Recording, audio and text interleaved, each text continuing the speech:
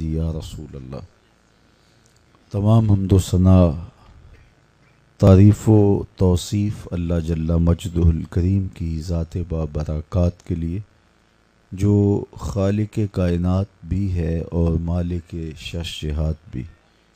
اللہ جل وعلا کی حمد و ثنا کے بعد رسول رحمت، شفیع معظم، نبی محتشم حضور ختم المرتبت صلی اللہ علیہ وآلہ وسلم کے حضور ناز میں اپنی عقیدتوں، ارادتوں اور محبتوں کا خراج پیش کرنے کے بعد، واجب الاحترام ذوی الاحتشام معزز و مکرم سامعین، السلام علیکم ورحمۃ اللہ وبرکاتہ۔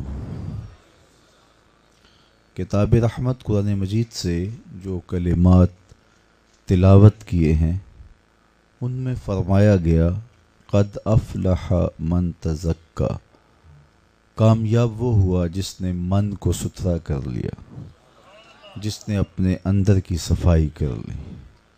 بدن کو تو روز مل مل کے دھوتے ہیں، لیکن کبھی روح کا میل بھی اتارا ہوتا، کبھی اندر کی غلاستیں بھی دھو ڈالی ہوتی، کبھی من میں اتر کر کے اندر کے پاپ بھی مٹائے ہوتے۔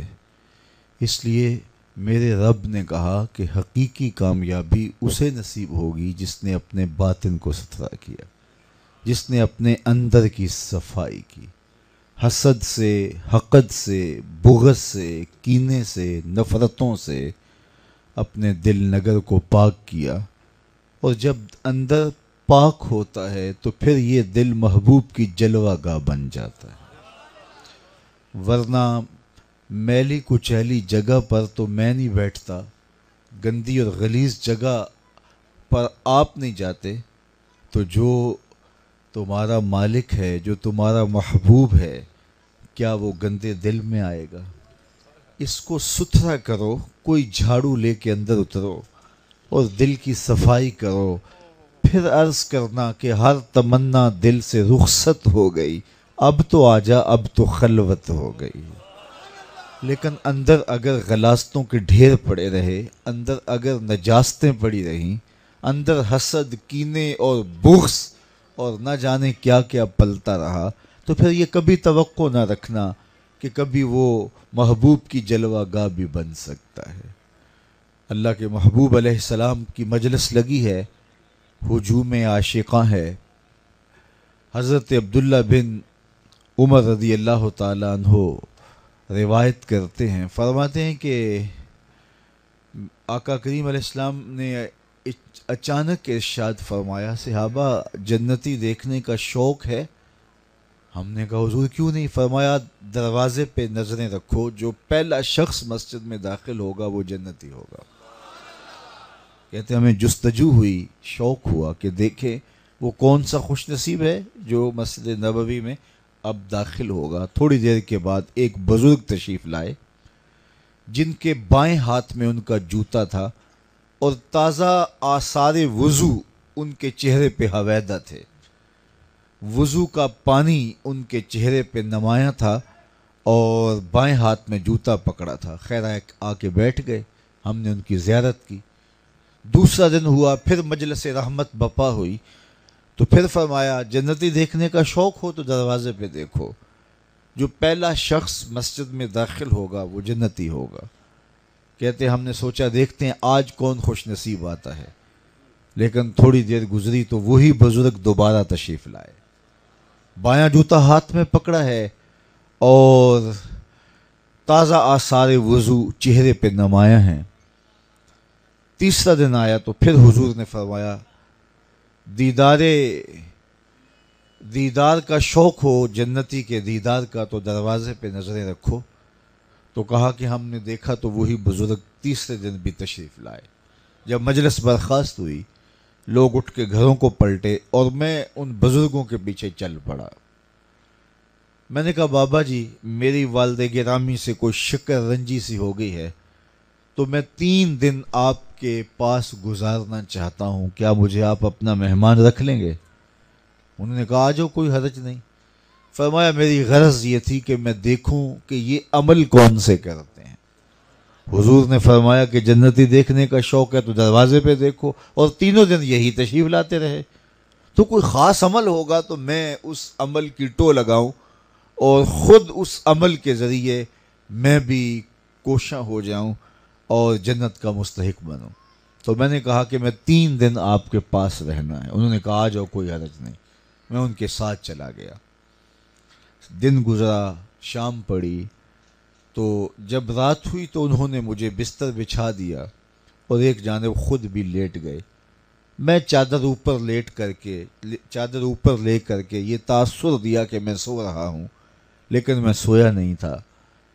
میری لالچ یہ تھی کہ میں دیکھوں کہ یہ رات اٹھ کے نوافل کیسے پڑھتے ہیں اور دیگر اعمال خیر کیا ہیں، لیکن ساری رات گزر گئی، وہ سوئے رہے۔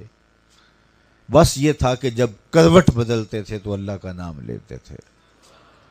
باقی صبح اٹھے، نماز فجر ادا ہوئی، میں نے بھی نماز فجر پڑھی، صبح ناشتہ کیا، باہر باغ میں چلے گئے، سارا دن گزرا۔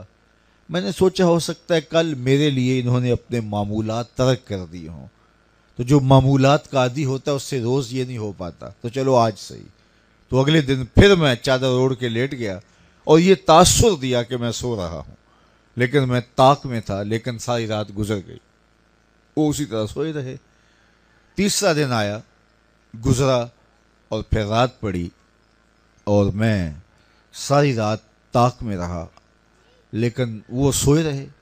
خیر جب صبح ہوئی، ناشتہ ہوا، تو میں نے بزرگوں سے کہا کہ میری ابا جی سے کوئی لڑائی نہیں ہوئی تھی اور نہ ہی کوئی میرے گھر میں مسئلہ تھا۔ میں کسی مقصد کے لیے 3 دن آپ کے پاس رہا ہوں، اور وہ مقصد یہ تھا کہ آقا کریم نے فرمایا کہ جنتی دیکھنا ہے تو دروازے پہ دیکھو اور آپ آئے۔ دوسرے دن کہا پھر بھی آپ آئے، تیسرے دن ارشاد کیا تو پھر بھی آپ آئے۔ تو مجھے جستجو تھی کہ میں دیکھوں کہ آپ کے عمل کیا ہیں، لیکن 3 دن میں آپ کے پاس رہا ہوں، راتیں بھی بسر ہوئی ہیں، دن بھی گزارے ہیں، مجھے کوئی خاص عمل نظر نہیں آیا۔ وہی معمولات زندگی ہیں جو کہ عام مسلمانوں کے ہیں۔ تو اس نے، بزرگ نے جو بات کہی وہ سنیے۔ وہ فرمانے لگے کہ اے عبداللہ، تو نے بڑی محنت کی ہے، 3 دن تم میرے پاس رہے ہو اور تم اس ٹو میں رہے ہو کہ مجھے ٹٹولیں، دیکھیں، میرے اعمال کا جائزہ لیں۔ تمہاری وجہ سے میں نے کوئی عمل چھپایا بھی نہیں، جو میرے عمل ہیں یہی ہیں۔ ایسا نہیں ہے کہ تمہاری وجہ سے میں نے کوئی عمل چھوڑ دیا ہو، بالکل یہی عمل ہے جو تم دیکھے ہیں، لیکن ایک میرا عمل ایسا ہے جو تم دیکھ نہیں سکے، اور وہ اگر تم اور بھی میرے پاس رہو تب بھی نہ دیکھ پاؤ گے، لیکن تم نے 3 دن 3 راتیں کاٹی ہیں، میں تمہیں خود بتا دیتا ہوں۔ اے عبداللہ، یہ جو میرے سینے میں دل ہے اس میں کسی مومن کا بغض نہیں ہے۔ تو جب ہمارے دل صاف ہوں گے، دل ستھرے ہوں گے، تو اس آئینے میں جمال یار دکھائی دے گا۔ جب آئینہ دھندلا ہوتا ہے تو اپنا عکس بھی دکھائی نہیں دیتا۔ تو ہم نے کدورت، نفرت، بغض اور کینے سے اپنے دل کے آئینے کو میلا کیا ہوا ہے۔ تو اس کو ہم نے صاف کرنا ہے، اس کو صقل کرنا ہے۔ یہ اگر صاف ہو گیا، ہمیں محبوب کی تلاش میں کہیں اور نہیں جانا پڑے گا، نہ مسجد وچ نہ مندر وچ، لب یار نو اپنے اندر وچ۔ یہ یہاں میل آ گیا ہے، یہاں زنگ چڑھ گیا ہے، اس زنگ کو اتاریں اور پھر نظر جھکائیں تو جمال یار دکھائی دے گا، چونکہ یہ دل کائنات ہے۔ اللہ کے محبوب نے فرمایا انسان کے جسم میں گوشت کا ایک ٹکڑا ہے، جب وہ صحیح ہو جائے تو پورا جسم صحیح ہو جاتا ہے، اور جب وہ خراب ہو جائے تو پورا جسم خراب ہو جاتا ہے۔ پھر فرمایا سنتے ہو گوشت کے اس ٹکڑے کو کیا کہتے ہیں؟ الا وہی القلب، گوشت کے اس ٹکڑے کا نام دل ہے۔ دل کی اصلاح پورے بدن کی اصلاح ہے، دل کی خرابی پورے بدن کی خرابی ہے۔ یہ دل اگر روشن ہو گیا، مصفہ ہو گیا، منور ہو گیا، اس کے زنگ اتر گئے، اس کو حسد سے، حقد سے، بغض سے، کینے سے، نفرتوں سے ہم نے پاک کر لیا، تو پھر اس آئینے میں ہمیں کائنات کی ہر حقیقت دکھائی دے گی۔ چونکہ پوری کائنات اس دل میں سمیٹ کے رکھی گئی ہے. صوفیہ اس دل کو کائنات صغیر کہتے ہیں. کائنات کو سمیٹیں تو دل بنتا ہے، دل کو کھولیں تو کائنات بنتی ہے. باہو بولے دل دریا سمندروں ڈونگے، کون دلاں دیاں جانے ہو، وچے ہی بیڑے وچے ہی چھیڑے، وچے ہی ونج مہانے ہو، 14 طبق دلے دے اندر تمبو وانگوں تانے ہو. سب کچھ اس دل کے اندر بھرا ہے. یہ چھوٹی سی کائنات ہے. اقبال کہتا ہے خود ہی کا نشیمن تیرے دل میں ہے. بندہ کہتا ہے اتنا بڑا جہاں اس چھوٹے سے دل میں کیسے سما گیا؟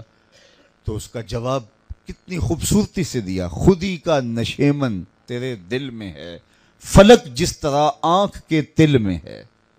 ہماری دونوں آنکھیں روشن نہیں ہیں ساری، ان میں 2 سیاہ دائرے ہیں، وہ بھی سارے روشن نہیں. ان میں پھر 2 سیاہ نقطے ہیں. پوری آنکھوں میں 2 سیاہ دائرے اور اس میں پھر 2 سیاہ نقطے، اور اس میں اتنی روشنی ہے کہ نظر اٹھائیں تو آسمان سمو لیتے ہیں. تو کہا جس طرح فلک آنکھ کے تل میں سمویا جاتا ہے، اس طرح پوری کائنات انسانی دل میں سموئی جاتی ہے. اس لیے اس کو قابو کرو، اس کو بے قابو نہ ہونے دینا، اس کو حسد میں مبتلا نہ ہونے دینا، اس کو بغض اور کینے میں مبتلا نہ ہونے دینا، اس کے اندر نفرتیں نہ پالنا. یہ نفرت کے لیے نہیں بنایا گیا، یہ محبت کے لیے بنایا گیا ہے. یہ عرش اللہ ہے، یہ اللہ کا عرش ہے. یہ تمہارے باطن کا چہرہ ہے، کہیں مسخ نہ ہو جائے. اس کی درستگی کے لیے کوشش کرو. اگر یہ ٹھیک ہو گیا پورا نظام حیات ٹھیک ہو گیا. اگر یہ خراب ہو گیا تو پھر سجدے بھی بے کیف ہیں، پھر طواف بھی بے کیف ہیں اگر دل ٹھیک نہ ہوا. وہ کسی نے کہا نا کعبے گیا گل نہیں مک دیجئے دلوں نہ مکائیے. اگر یہ صاف نہیں ہوا تو پھر کعبے جا کے بھی کچھ نہیں ملتا. اور اگر یہ درست ہو گیا تو رومی کہتے ہیں دل بدست آور کہ حج اکبر است، از ہزاراں کعبہ یک دل بہترست. کعبہ بن گاہے خلیل اطہر است، دل گزر گاہے جلیل اکبر است. کہا دل کو قابو میں لیا، 1000 کعبے سے ایک دل بہتر ہے. فرمایا اس لیے کہ کعبہ حضرت ابراہیم خلیل کی گزرگاہ ہے، دل رب جلیل کی گزرگاہ ہے. اس لیے دل کی اصلاح پورے بدن کی اصلاح ہے. اس کا درست ہو جانا، یہ تقوی کا مرکز بھی دل ہے. میرے حضور نے اشارہ کر کے فرمایا التقویٰ ہاں ہونا، تقویٰ یہاں ہے، اور اشارہ دل کی طرف کیا. تو یہ اگر یہ صحیح ہو جائے، اس کو حسد، اس کو بغض، اس کو کینے سے پاک کر لیا جائے تو پھر پوری کائنات ہی اچھی دکھائی دیتی ہے. اصل ہم اگر کسی کو برا دیکھتے ہیں تو اس لیے ہمارے اپنے دل کے آئینے میں کدورت ہے. جب یہ صاف ہوگی تو پھر کون برا لگے گا؟ کس کو پتھر مارے ناصر کون پرایا ہے. دل کے شیش محل میں ایک ایک چہرہ اپنا لگتا ہے. پھر تو سارے اپنے دکھائی دیتے ہیں، پھر تو ہر ایک سے محبت کرنے کو جی چاہتا ہے جب دل کا آئینہ صاف ہو. اور جب دل کے آئینے میں گرد کدورت ہو تو پھر اپنا عکس بھی سلامت دکھائی نہیں دیتا. اس لیے سب سے پہلے اپنے آپ کو پہچاننا ہے، اور اپنے آپ کو پہچاننے کے لیے اپنے دل کی پاکیزگی بہت ضروری ہے. اپنے من میں ڈوب کر پا جا سراغ زندگی. تو میرا نہیں بنتا تو نہ بن، اپنا تو بن. اور جو اپنا بھی نہ بن سکا، جو اپنا بھی نہ بن سکا، اس کے پھر پلے کیا رہا؟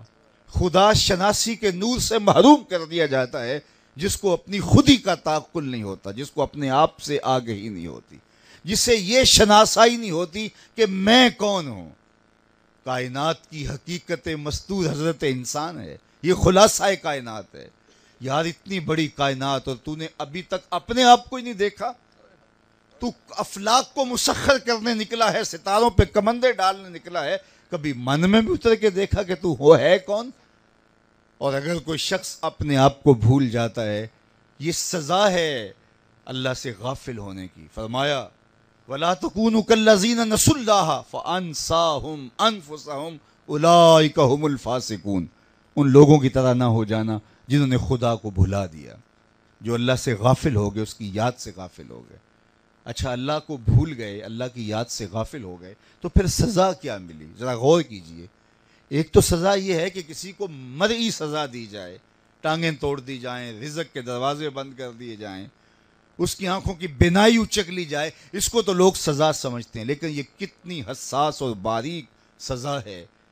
جو اللہ سے غافل ہو جاتا ہے، اللہ رزق کے دروازے بند نہیں کرتا، آکسیجن نہیں روک لیتا، چاند کو حکم نہیں دیتا اس کے آنگن میں چاندنی نہ بکھیرنا، سورج کو اس کے گھر میں تپش ڈالنے سے منع نہیں کرتا، اس کے لیے جو ہے وہ ہواؤں کو نہیں روکتا، پھر کیا کرتا ہے؟ فَأَنْسَاهُمْ أَنفُسَهُمْ، فرمایا ہم اسے اس سے بے خبر کر دیتے ہیں۔ جو اللہ کو بھلا دے، اللہ سے غافل ہو جائے، پھر وہ اپنی حقیقت سے ناآشنا ہو جاتا ہے، اور جو اپنی حقیقت سے ناآشنا ہوا، بتاؤ پھر وہ خدا شناسا کیسے ہو سکتا ہے؟ اس لیے پہلے خود کو پہچاننے کی تلقین دی گئی ہے۔ صوفیاء نے بھی فرمایا من عرف نفسہ فقد عرف ربہ، جس نے اپنے نفس کو پہچان لیا اس نے اپنے رب کو پہچان لیا، اور جس نے اپنے نفس کو ہی نہیں پہچانا، خود ہی کا تعقل ہی نصیب نہیں ہو سکا، تو رب تک شناسائی اسے نصیب کیسے ہوگی؟ تو انسان اپنے اندر اترے کہ تو ایک بہت بڑی کائنات، حضرت انسان تو ایک بہت بڑا جہان ہے۔ اللہ اکبر، دیکھ آ کر کوچائے چاکے گرے بامیں کبھی، اقبال کا لہجہ دیکھیے، دیکھ آ کر کوچائے چاکے گرے بامیں کبھی، کیس تو لیلا بھی تو صحرا بھی تو محمل بھی تو، وائے ناکامی کہ تو محتاج ساکی ہو گیا، میں بھی تو مینا بھی تو مستی بھی تو حاصل بھی تو، آہ کس کی جستجو آوارہ رکھتی ہے تجھے، راہ تو رہرو بھی تو رہبر بھی تو منزل بھی تو، بے خبر تو جوہر آئینہ ایام ہے، تو زمانے میں خدا کا آخری پیغام ہے۔ تو وہ کیسے نصیب ہوگا؟ من کی پاکیزگی سے، من کی ستھرائی سے۔ اب دل کو تو میل چڑھ گئے، دل کو تو زنگ لگ گیا، اب اس دل کی صفائی کیسے ہو؟ تو پھر کس سے پوچھے کہ دل تو اجڑ گیا ہے، دل کی دنیا تو آباد ہو گئی ہے، سویر سے لے کر شام تک 2 دونی 4 کے چکر میں ہم پڑے ہوئے ہیں، امیر سے امیر تر ہونے کی خواہش، آرزوئیں چین لینے نہیں دیتی، بظاہر کہتے ہیں جی بس پیٹ کے لیے لگے ہیں، پیٹ تو 2 روٹیاں صبح مانگتا ہے، 2 دوپہر اور 2 شام کو، زیادہ سے زیادہ اس کا اتنا مطالبہ ہے، 2 جوڑے ہوں تو پورا سال گزر جاتا ہے۔ حاصل خواہشات کی دنیا ہے جو ہمیں چین سے بیٹھنے نہیں دیتی، اور طلب زر میں، رزق کی تلاش میں رازق سے غافل کر دیا ہمیں۔ تو کیسے پھر اجڑے ہوئے دل کو آباد کریں گے؟ کیسے یہ زنگ اتریں گے؟ تو آؤ پھر دل و قلب و نگاہ کے مرشد اولین سے پوچھئے، حضور سے پوچھئے کہ دلوں کو زنگ لگ گئے ہیں تو کیسے دلوں کے زنگ اتارے؟ تو آقا رحمت نبی اکرم صلی اللہ علیہ وآلہ وسلم ارشاد فرماتے ہیں کہ ہر شے کو زنگ لگتا ہے، لکل شین سے قالا، لوہے کو زنگ لگ جاتا ہے، ریگ مار سے صاف کرتے ہیں، آپ جو ہے وہ دیگر چیزوں کو زنگ اور میل لگتا ہے، یہ کپڑے میلے ہو جائیں تو صرف یا صابون سے دھوتے ہیں، ہر شے کا زنگ کسی نہ کسی شے سے صاف کیا جاتا ہے۔ تو میرے حضور نے فرمایا اس طرح دلوں کو بھی زنگ لگتا ہے، اور جب دلوں کو زنگ لگے تو پھر دل کا زنگ کیسے اترے؟ فرمایا وَسِقَالَةُ الْقُلُوبِ ذِكْرُ اللَّهِ، اللہ کا ذکر کرو تمہارے دلوں کے زنگ اتر جائیں۔ دلوں کے زنگ ذکر الہی سے اترتے ہیں، اللہ کا ذکر کرے اندر کے میل اتار دیے جاتے ہیں۔ ہمارے صوفیہ فرماتے ہیں جب کوئی شخص ایک مرتبہ اللہ کہتا ہے، اللہ اس کی طرف نظر رحمت سے دیکھتا، اس کے گناہ جل کے راکھ ہو جاتے ہیں، اس کے ذکر کی لذت، اس کے ذکر کی چاشنی سے اپنے من کی آبادی کا سامان کیجیے۔ اٹھ دی بیندی ٹر دی پھر دی، ستے آتے جاگ دی، نام جھپ دی روتے کھپ دی، ویخ سر اس راگ دی، نام جھپیاں قرب ملدا، نام دی کر پوری سام، شیشے وچ کستوری جے کر پھر ضرورت کاغذ۔ یہ کستوری اندر چھپی ہوئی ہے، اس کو ذکر کا رگڑا دیں گے تو یہ مہکنے لگے گی۔ کستوری کا مزاج ہوتا ہے اس کو جتنا رگڑو گے اتنی خوشبو پھیلتی ہے۔ یہ کستوری آپ کو کہیں سے لینے نہیں جانی، یہ اندر چھپی ہوئی ہے کستوری تمہارے، بس جب آپ اس کو تپش دیں گے، ذکر کی حرارت دیں گے تو پھر مہک پیدا ہوگی، اور وہ خوشبو تمہارے اندر ایک عجیب جہاں آباد کر دے گی۔ باہو کا لہجہ سننا چاہو تو وہ بولتے ہیں اندر بوٹی مشک مچایا اتے جہاں پھلاں تے آئی ہو، تو پھر کیفیت ہوتی ہے، ایک جہاں آباد ہو جاتا ہے تو اللہ کا ذکر دلوں کے زنگ دور کرتا ہے۔ دوسری بات اللہ کے محبوب علیہ السلام نے ارشاد فرمائی کہ دلوں کے زنگ اترتے ہیں قرآن مجید کی تلاوت سے۔ اپنی زندگی کے معمولات میں قرآن مجید کی تلاوت کو ضرور شامل کرو۔ یہ پہلے بھی بہت سارے لوگ قرآن مجید سے دور تھے، اور جب سے یہ سوشل میڈیا کا زمانہ آیا ہے تو صبح اٹھ کے زیارتی اسی کی کرنے کا مزاج بنتا چلا جا رہا ہے۔ سب سے پہلے اٹھ کے دیکھتے ہیں کہ جناب میں جو ہے وہ دیکھوں کہ نئی چیزیں میرے دیکھنے کے لیے کیا ہیں، جبکہ آنکھ کھولنے کے بعد، وضو کرنے کے بعد لوگ قرآن کھول کے بیٹھتے تھے، تلاوت کلام مجید کا معمول تھا۔ اور آج ہمارے ہاں جو بے برکتیاں ہیں وہ کتاب اللہ سے دوری کا نتیجہ ہے۔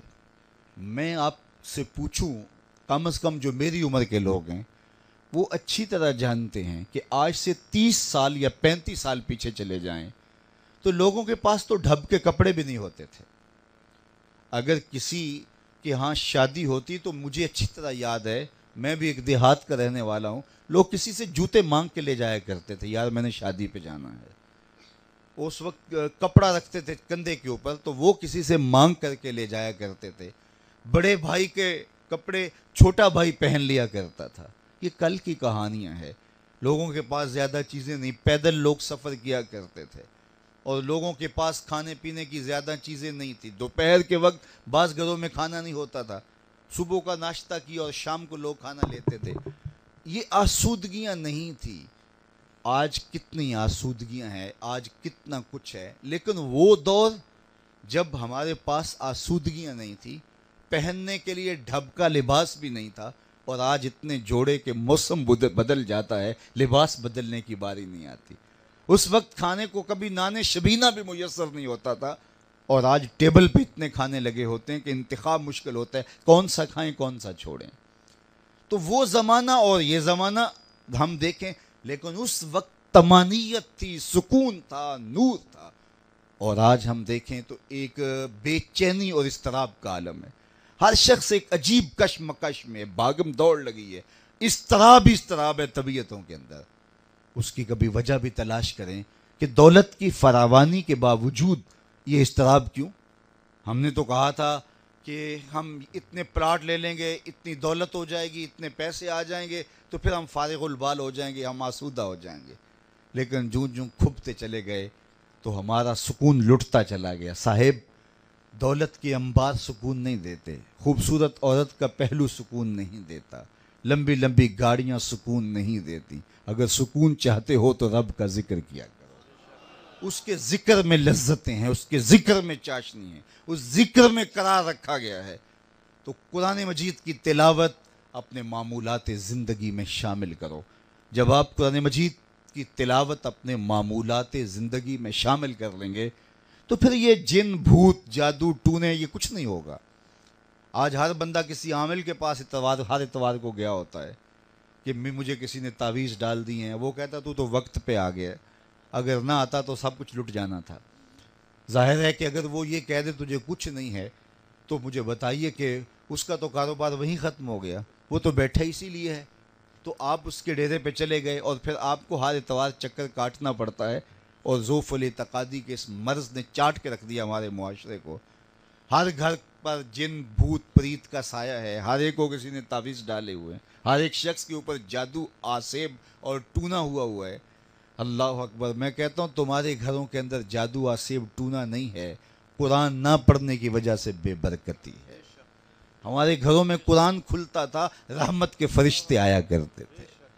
آج گھروں میں قرآن نہیں کھلتا، صبح جو ہے وہ فیس بک کھلتی ہے۔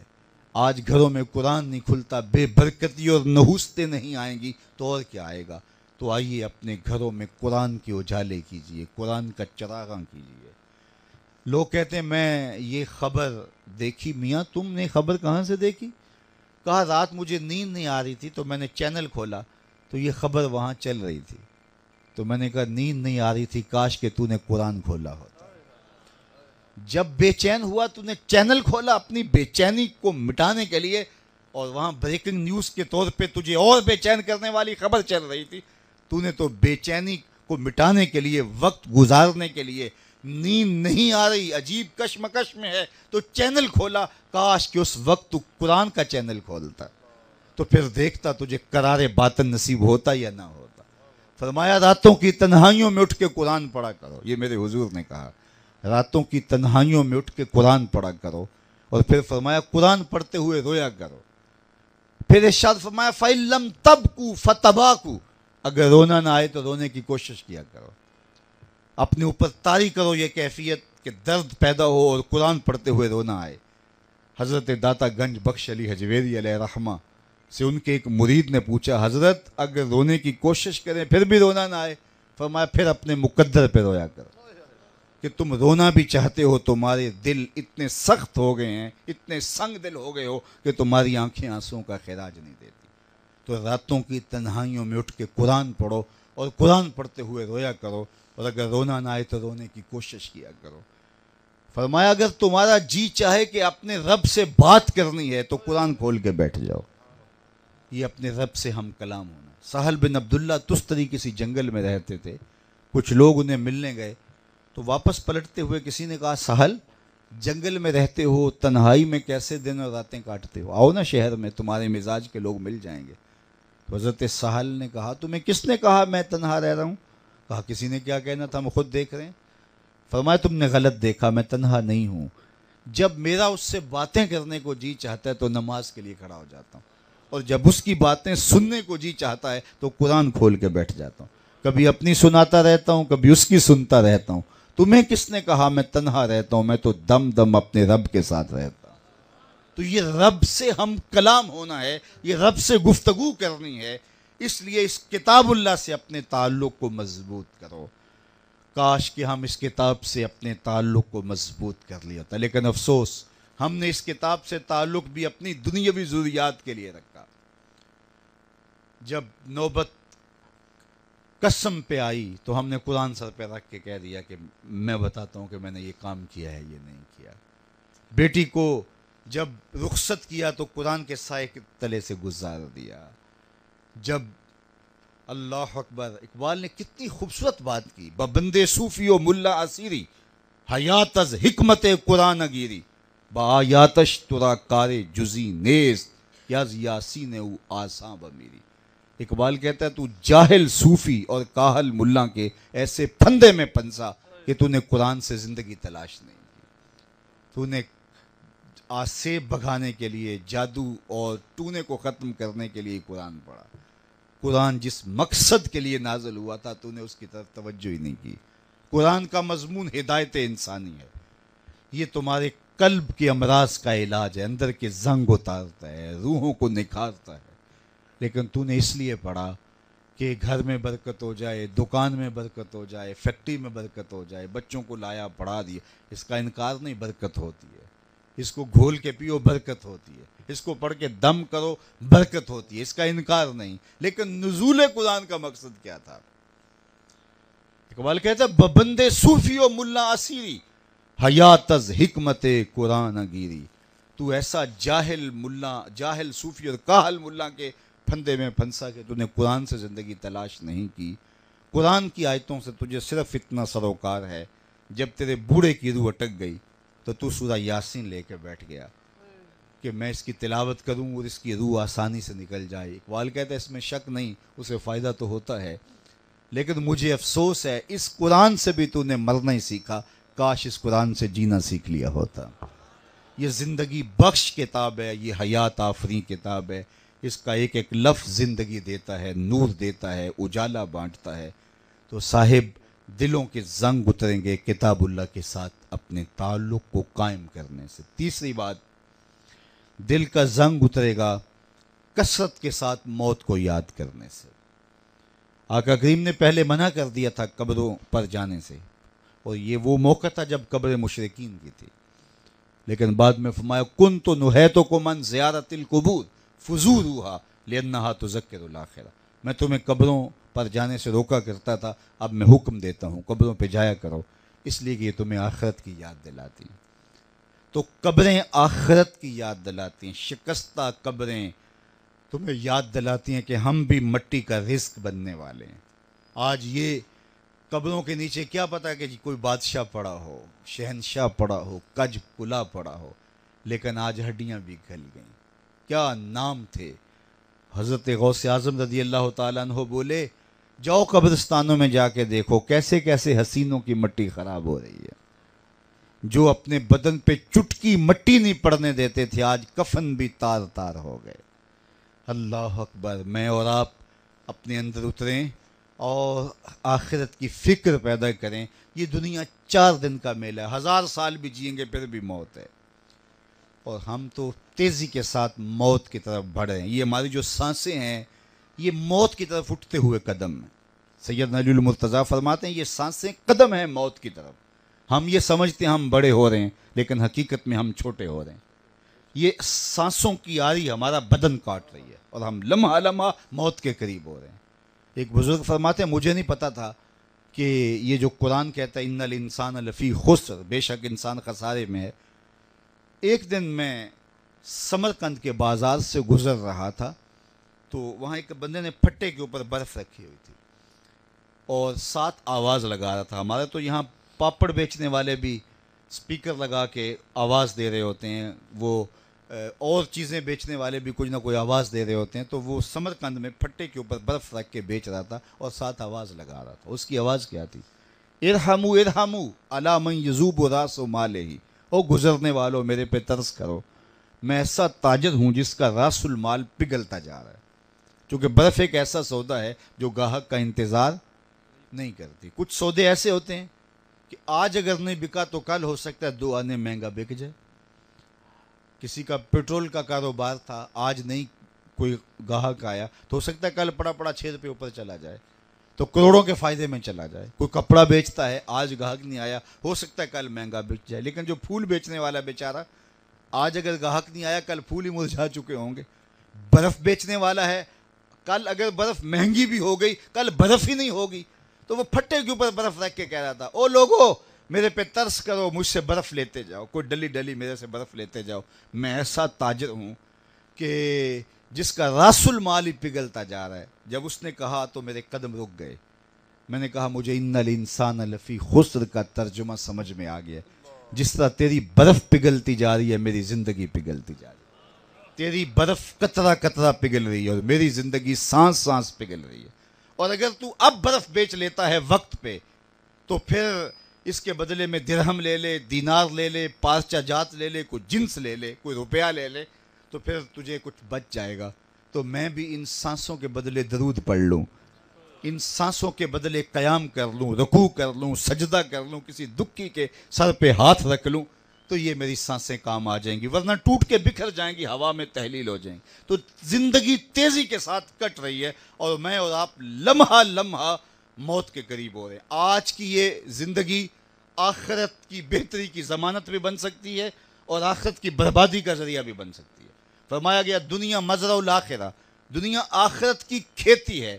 تو دیکھیے بوائی کے موسم میں جو کسان مٹی سے مٹی ہو جاتا ہے، بیج ڈالتا ہے، جڑی بوٹیاں تلف کرتا ہے، پانی دیتا ہے، گوڈی کرتا ہے، کٹائی کے موسم میں فصل بھی وہی اٹھاتا ہے۔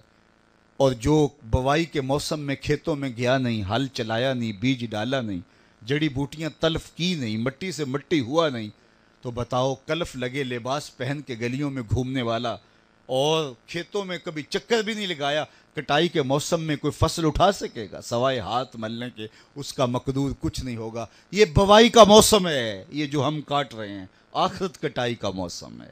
یہاں تخم عمل ڈال لیں، کل فصل کاٹ لیں گے۔ اج ساوی نے سوکھے راوی نے انج ٹوک نوکھڑے ٹکڑے نہیں، ٹر پویں تے فاصلے مک جاندے کار بیٹھیاں پینڈے مکنے نہیں۔ آج وقت ہے، آج فرصت ہے، کل یہ فرصت نہیں ہوگی۔ ایک فقیر تھا، وہ بازار میں کھڑا رو رہا تھا تو کسی نے گزرتے ہوئے روک کے کہا بابا کیا ماجرا ہے، کیوں رو رہے ہو؟ اس نے کہا کسی نے مارا ہے، تنگ کیا ہے، مجھے بتاؤ۔ اس نے کہا نہیں کوئی ایسی بات نہیں ہوئی، ان لوگوں کے رویے نے مجھے رلا دیا۔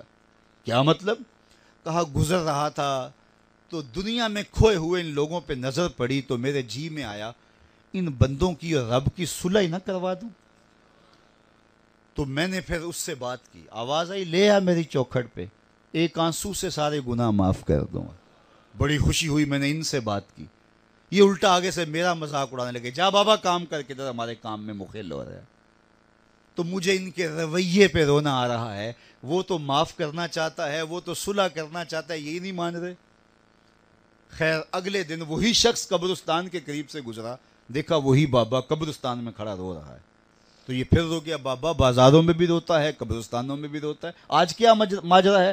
کہا کل والا یہ مسئلہ ہے۔ کیا مطلب؟ کہا کل بازار سے گزرا اور لوگوں کو دنیا میں کھوئے ہوئے دیکھا، دل میں امنگ جاگی کہ ان کی اور رب کی صلح ہی کروا دوں، لیکن وہ تو مان گیا، وہ بندے ہی نہیں مانے، مایوس ہو گیا، تو آج میں ادھر آ گیا اور آج میرا خیال یہ ہوا ان قبرستان والوں کی اور رب کی صلح کروا دوں۔ اس نے تجسس سے پوچھا پھر آج کیا بنا؟ کہا آج یہ مانتے ہیں وہ نہیں مانتا، آج یہ مان رہے ہیں لیکن وہ نہیں مان رہا، آج وہ مان رہا ہے، اس کی رحمت کے در کھلے ہیں، سورج ابھی مغرب سے طلوع نہیں ہوا، لیکن ایک وقت آئے گا پھر ہم جو چاہیں پھر کچھ نہیں ہوگا۔ یہ تخم عمل ہے۔ آج ایک آنسو، صرف ایک آنسو، جس سے پوری آنکھ نہیں بلکہ پلکوں کے بالوں میں سے ایک بال کی جڑ بھیگ گئی خوف خدا کی وجہ سے، کل قیامت کے دن وہ بال کھڑا ہو جائے گا، مالک یا مجھے نکال لے یا اسے جنت عطا کر دے۔ اللہ اکبر۔ گناہ گار کی آنکھ سے بہا ہوا آنسو کا ایک قطرہ جہنم کی آگ کو سرد کر دیتا ہے۔ آج توبہ کا دروازہ کھلا ہے، رحمت کا در گشادہ ہے، اس کی رحمتیں آواز دے رہی ہیں، یا ایھا الانسان ما غرک بربک الکریم، اے انسان پلٹ کے آ جاتے ہیں، رب بڑا ہی کریم ہے۔ مجھے بتائیے کوئی یوں بھی آواز دیتا ہے؟ مالک کی رحمتیں آواز، یا ایھا الانسان ما غرک بربک الکریم۔ کیوں مغرور پھرتا ہے؟ کیوں مغرور تکبر سے بھرا ہوا پھرتا ہے؟ کیوں مسجد کے قریب سے نظریں چرا کے گزر جاتا ہے؟ پنج گانا صدائے دل نواز اذان کی آتی ہے، حی علی الصلاۃ حی علی الفلاح، کیوں آنکھیں اور کان بند کر لیتا ہے؟ آجا پلٹ کے اس کی رحمت پہ، آجا۔ ما غرک بربک الکریم، وہ کریم ہے، 70 ماؤں سے زیادہ پیار کرتا ہے۔ آجا، کل تو آنا ہی آنا ہے، پھر جو کفن میں منہ چھپا چھپا کے آتا پھر اچھا نہیں ہے کہ جو ہے وہ آج کھلے منہ آ جا، پھر جو لوگ اٹھا کے لائیں گے میرے در پہ، اچھا نہیں ہے کہ اپنے قدموں سے چل کے آ جا۔ ما غرک بربک الکریم۔ مجھے بتائیے ایسا بھی کوئی پیار دیتا ہے؟ یہ کس کو آواز دی جا رہی؟ جو بھاگا ہوا ہے، جو مالک کی دہلیز چھوڑ کے جا رہا ہے، سرکش، متمرد، باغی، اس کو آواز دی جا رہی ہے، آجا آجا پلٹ کے، میری رحمتیں تجھے باہوں میں سمیٹ لیں گی، آجا میرے بندے۔ اللہ اکبر۔ ساری دنیا کا شہد نچوڑ دو، اتنی مٹھاس نہ ہو جتنی ان لفظوں کے اندر رکھی گئی ہے۔ اور ذرا لفظوں کا جمال دیکھیے، ما غرک بربک الکریم۔ او بھاگنے والے آجا، تو نے کسی غیر کے پاس نہیں آنا، جس کے پاس آنا ہے وہ تیرا رب لگتا ہے۔ اللہ اکبر۔ پھر کہا الکریم، رب بھی کریم۔ پھر آگے فرمایا الذی خلقک، وہ رب جس نے تجھے پیدا کیے۔ دیکھ تیرا اس کا رشتہ کتنا گوڑا ہے، وہ تیرا خالق لگتا ہے۔ ماں بچے سے کتنا پیار کرتی ہے، اللہ اکبر۔ اس کے پیار کو کسی ترازو پہ تولا جا سکتا ہے؟ کہتے ہیں سمندر کی پاتال تک تو شاید کوئی پہنچ گیا ہو، لیکن ماں کے پیار کا کنارہ آج تک کسی کو نہیں ملا۔ ماں جب بولتی ہے تو اس کے لہجے میں جبریل بولتا ہے، ماں جب مسکراتی ہے تو لگتا ہے جنت کی ساری کلیاں کے لٹی۔ اللہ نے اس کے سینے کے اندر درد محبت کا وہ جہاں آباد کر دیا ہے۔ ماں تو پھر ماں ہی ہوتی ہے۔ ایک شاعر ہوا تابش، اس نے ماں کے پیار کا کیا نقشہ کھینچا، مدت ہوئی میری ماں نہیں سوئی تابش، میں نے ایک بار کہا تھا مجھے ڈر لگتا ہے۔ کہا ایک بار میں نے کہا تھا امی مجھے رات کو ڈر لگتا ہے، میری ماں آج تک اسی خیال میں رہتی ہے میرے لال کو کہیں ڈر نہ لگ رہا ہو۔ اولاد کے لیے ماں کے سینے کی تڑپتی ممتا، محبتوں کا آباد جہان، ماں پھر ماں ہی ہوتی ہے۔ ماں کی پھر ممتا ہی عجیب کائنات ہے، اور وہ بیٹے کے لیے دکھ جھیل لیتی ہے، اولاد کی تربیت کے لیے، تعلیم کے لیے، پیٹ پالنے کے لیے اپنا پیٹ کاٹ لیتی ہے۔ کسی کے گھر کے برتن مانجنے پڑیں تو ماں اس سے بھی گریز نہیں کرتی، کسی کے گھر کے گندے کپڑے دھونے پڑے تو اولاد کے لیے ماں یہ بھی گوارا کر لیتی ہے، لوگوں کے گھروں کی غلامیاں قبول کر لیتی ہے۔ شہر میں آ کر پڑھنے والوں بھول گئے ہو کس کی ماں نے کتنا زیور بیچا ہے، مائیں اولادوں کے لیے کن کن مراحل سے گزرتی ہیں، ماں کو اپنی اولاد سے اتنی محبت کیوں ہے؟ تو آپ سب کا ایک جواب ہوگا، اور وہ یہ کہ ماں نے اولاد کو جنم دیا۔ میرے بس ایک جملے کو سن لیں اور اس پہ تقریر اور گفتگو ختم بھی کر دوں تو میرا آنا با مقصد ہوا۔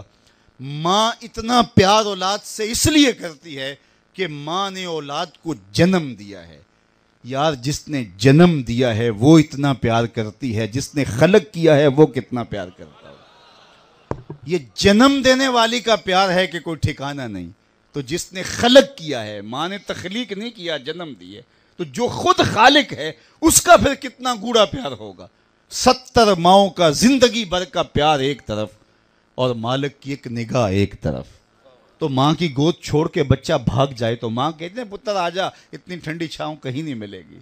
تو مالک کا در چھوڑ کے بندہ بھاگ رہا ہے، مالک کی رحمتیں آواز دے رہی ہیں، یا ایھا الانسان ما غرک بربک الکریم، او بھاگنے والے آجا پلٹ کے، میں تیرا کریم رب ہوں۔ الذی خلقک، دیکھ میں تیرا خالق لگتا ہوں، تیرا میرا رشتہ کتنا گوڑا ہے۔ الذی خلقک فسواک فعدلک فی ای صورت ما شاء رکبک، اس نے تیرے نقش تراشے، تجھے صورت دی، تجھے شکم مادر میں زندگی بخشی، تجھے کتنی خوبصورت آنکھیں عطا کی، چمکتی پیشانی بخشی، دھڑکتا دل دیا، تجھے سننے والے کان دیے، تجھے بولنے والی زبان دی۔ اے انسان دیکھ تیرے رب نے تجھے کیسے سجایا سنوارا، اتنا باغی ہو گیا، آج اس کا در چھوڑ کے بھاگ گیا، آجا پلٹ کے، اس کی رحمتیں اب بھی تجھے آواز دے رہی ہیں۔ اور جب بندہ اس کی دہلیز پہ پلٹ کے آتا ہے، کوئی کسی نے جرم کیا ہو تو وہ اس کا سامنا کرتے ہوئے شرمندگی محسوس کرتا ہے، اور اگر سامنا وہ کر بھی لے تو وہ 100 مرتبہ جتلائے گا کہ تو نے میرے سے زیادتی کی۔ لیکن مالک کتنا کریم ہے، جب کوئی شخص گناہوں کے بعد پلٹ کے اس کی دہلیز پہ آتا ہے، نہ صرف وہ معاف کرتا ہے بلکہ پچھلے گناہوں کو بدل کے نیکیوں میں تبدیل کر دیتا ہے۔ جتنا بڑا گناہگار اتنا بڑا نیکوکار بن گیا۔ حضرت عمر گزر رہے ہیں اور ہاتھ میں کوڑا رکھتے تھے، فوراً سزا دیتے۔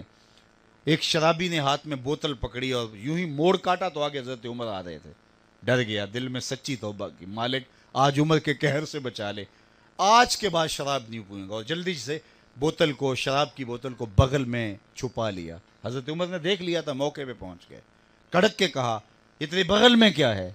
تو ڈرتا ہوا کہنے لگا حضور یہ سرکہ ہے۔ اب تھی تو شراب، کہا سرکہ ہے۔ پھر حضرت عمر نے کڑک کے کہا نکال۔ اللہ اکبر، دل میں کہہ رہا مالک آج عمر سے بچا لے۔ تو جو ہی جب نکالا تو دیکھا وہ واقعی سرکہ بن چکا تھا۔ جو خدا شراب کو بدل کے سرکے میں تبدیل کرنے پہ جو ہے وہ قادر ہے، وہ ہمارے گناہوں کو بدل کے نیکیوں میں تبدیل کرنے میں پہ قادر ہے۔ سرے محبت میں اور آپ اپنی زندگی کو اللہ اس کے رسول کے نام لگائیں، اور اپنی ایک ایک ساعت کو اللہ اس کے رسول کے نام۔ آج موقع ہے، آج فرصت ہے، کل کا پچھتاوا سوائے رسوائی کے، ذلت کے ہاتھ ملنے کے اور کچھ نہیں ہوگا۔ اللہ آپ کو سلامت رکھے۔ مجھے اس بات کا بھی علم ہوا کہ آپ بڑی دیر سے بیٹھے ہیں، میں تو اپنے حساب سے 11 بجے پہنچنا تھا، تو مجھے اس بات کا افسوس ہے کہ گرمی کی شدت کے باوجود، لیکن مجھے اس بات کی خوشی ہوئی کہ جس طرح جم کے اور جس طرح محبت سے آپ لوگ تشریف فرما ہوئے، آپ کی محبتوں کو سلام عقیدت پیش کرتا ہوں، اور منتظمین کے لیے خاص طور پہ دعا کرتا ہوں اللہ انہیں جزائے خیر عطا فرمائے۔